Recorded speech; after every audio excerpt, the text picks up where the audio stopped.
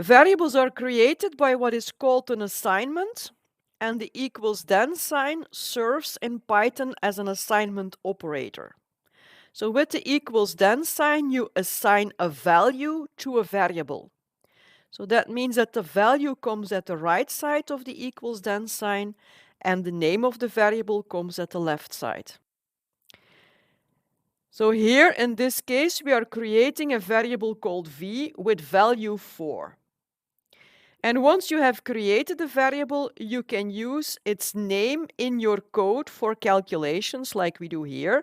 Here we are doing v times v, so the result will be 16 because the value of v is equal to 4.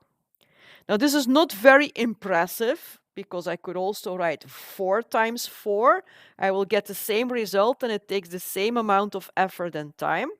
But variables can store multiple values, and then this is very interesting. You can use functions to create variables, and that's what you see here on the slide now.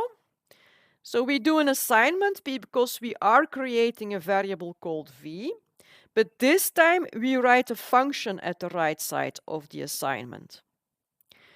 So we will run the add function, we give the inputs, the function will do its action, the function will generate an output, and the value of that output will be assigned to the variable called v.